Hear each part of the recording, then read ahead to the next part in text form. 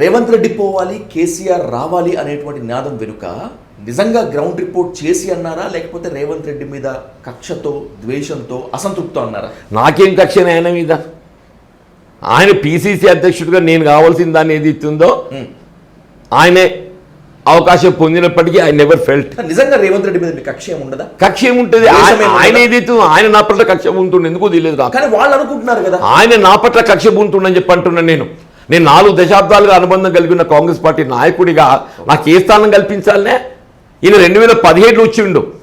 ఆయన ఆలోచన విధానం ఎంతవరకు 2017 తదుపరి కాంగ్రెస్ వచ్చిన వాళ్ళ పైన ఉండే తప్ప 2017 పూర్వంకి వెళ్ళి కాంగ్రెస్ పార్టీ పటిష్ట కొరకు పాటుపడుతున్న వాళ్ళ మీద ఆయన గుర్తింపు లేదు.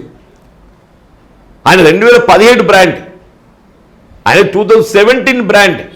2017 కన్నా ముందుకెళ్ళి కాంగ్రెస్ పార్టీ పటిష్టత కొరకు ఆనాటికి వెళ్ళి ఈనాటి వరకు పోరాటం చేసే ఒక నాయకత్వ కార్యకర్త ఉన్న వాళ్ళ గురించి ఆయనకు ఆలోచన లేదు. Undoubtedly you are the senior Congress leader Jeevan Reddy గారు. 4 దశాబ్దాల పాటు కాంగ్రెస్ ఎత్తుపల్లాల్లో అప్స్ అండ్ డౌన్లో ఉన్నారు.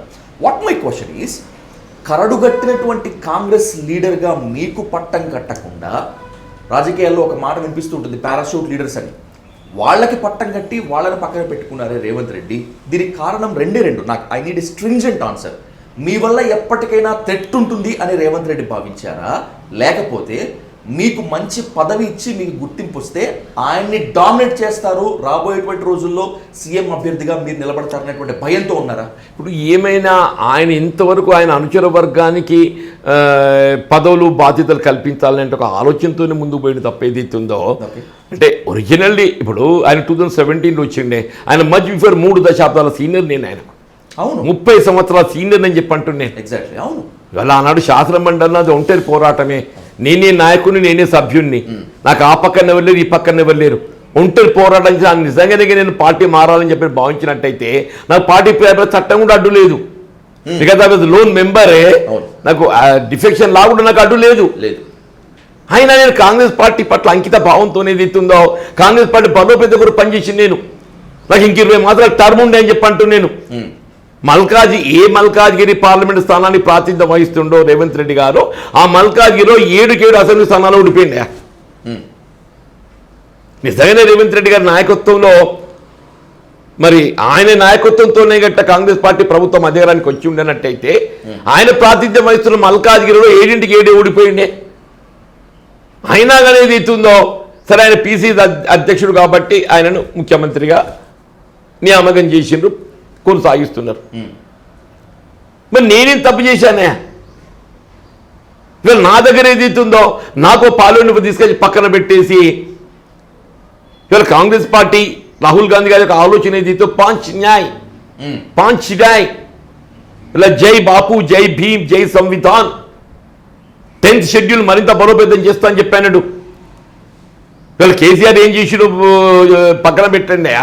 ఏమైనా కానీ నా ప్రభుత్వం అసలు నిజంగా ఇంత సుస్థిరమైన ప్రభుత్వం ఇంకెక్కడ ఉన్నదే? అవుట్ ఆఫ్ 119 65 ప్లస్ 66 సంఖ్యాబలంతో కాంగ్రెస్ పార్టీ ప్రభుత్వం కొనసాగుతున్నది. బీఆర్ఎస్ సంఖ్యాబలం ఏదైతుందో 38 ఎలక్టర్ అయిన నాడు. తర్వాత ఒకటి తగ్గిపోయింది, 2 తగ్గిపోయినాయి. ఇప్పుడు 38 ప్లస్ 8 బీజేపీ లెక్కిస్తే 46 అయితే 66కు 46 వ్యత్యాసం ఎంత? 20. ఎంఐఎం ఏదైతుందో పరోక్షంగా ఏదైతుందో కాంగ్రెస్కే మద్దతు చేస్తున్నది. స్పీకర్ కాంగ్రెస్ వారు. అంటే నీ సభ్యుల పట్ల నీకు విశ్వాసం లేదా? ఇలా 66 సంఖ్యాబలం కలిగి ఉండి 20 మంది సభ్యులు నీకు ఆధిక్యతతో ఏదైతున్నదో ప్రభుత్వం కొనసాగుతుంటే నీ ఎలక్టెడ్ కాంగ్రెస్ ఎమ్మెల్యేల మీద నీకు విశ్వాసం లేదా? అంటే ఏంటి? ఆయనకంటూ ఆయన సొంత కుంపటి ఏర్పాటు చేసుకున్నట్టయితే కాంగ్రెస్ పార్టీ అధిష్టానాన్ని ఒత్తిడి గురి చేయవచ్చు. కాంగ్రెస్ పార్టీ అధిష్టానాన్ని ఒత్తిడి గురి చేయాలి. ఈ wanted to have his own group. Congress పార్టీలో ఇవాళ ఈ 65 ఎలక్టెడ్ ఎమ్మెల్యేస్ ఏదైతే ఉందో any day most of them will have their loyalty to the Congress party high command. ఎందుకంటే కాంగ్రెస్ పార్టీ వాళ్ళకు ఎన్నికలు పోటీ చేసే అవకాశం ఇచ్చింది కాబట్టి. ఈ పార్టీ ఫిరాయింపు పాల్పడేటటువంటి ఎమ్మెల్యేలు వాళ్ళ లాయల్టీ ఎవరికి ఉంటుంది? ముఖ్యమంత్రికి ఉంటుంది. వాళ్ళు ఒపీనియన్ చెప్తున్నారు, మేము ముఖ్యమంత్రి గారితో కలిసి పనిచేయడానికి మేము ముందుకు వచ్చిన మేము. ఈ 10 మంది ఎవరి వర్గంగా గుర్తింపు పొందుతున్నారు? రేవంత్ రెడ్డి వర్గంగా గుర్తింపబోతున్నారు. ఈ 10కి ఇంకో 10 తోడే ఉంటే 20 మంది అయిపోదురు. దాంట్లో కూడా అసంతృప్తి స్టార్ట్ అయింది కదా, పటాన్చెరు గూడెం మైపాల్ రెడ్డి ప్రెసిడెంట్ యాక్ట్ పోచారం శ్రీనివాస్ రెడ్డి గారి దగ్గర వరకు. న్యాచురల్ ఇప్పుడు వాళ్ళ అనే రేవంత్ రెడ్డి గారు వీళ్ళకి ఆశలు కల్పించినాయా? అది ఆశలు ఏదైతుందో మరి ఆయన రియలిస్టిక్ చేయలేకపోతుండు. వీళ్ళు బిల్లుల కోసం పంచాయతీ అంటే ఏం చెప్పాలనే? పోచారం శ్రీనివాస్ రెడ్డి బిల్లుల కోసం పంచాయతీ అంటే ఏంటి? ప్రభుత్వం ఎక్కడికి వెళ్ళి ఎక్కడ పోతున్నది? పని చేసేవాడు బిల్లు ఇవ్వలేకపోతుంది. మొత్తం సర్పంచులు, మాజీ సర్పంచులు, గ్రామస్థాయి కార్యకర్తలు ఇక్కడ మన పాఠశాలల బలోపేతం కొరకు ఏదైతున్నదో మన ఊరు మన బడి అర్లియర్ ప్రోగ్రామ్ వస్తే ఎక్కిన తర్వాత అమ్మ ఆదర్శ పాఠశాల అన్నారే. ఈ అమ్మ ఆదర్శ పాఠశాలలు మరమ్మతులు కొంత నిర్మాణాలు చేపట్టి 2 సంవత్సరాలు గడుస్తుంది. ఇంతవరకు బిల్లులు లేవు. డిఎంఎఫ్టి 2 సంవత్సరాలు గడిచిపోయింది, ఇంతవరకు బిల్లులు లేవు. ఎంతవరకు ఏదైతే ఉందో పై స్థాయిలో ఉన్న కాంట్రాక్టర్ బిల్లులు వస్తాయి తప్ప కింది స్థాయిలో 10 లక్షల రూపాయల లోపు బిల్లు నుంచి ఎవరికి బిల్లు రాదు.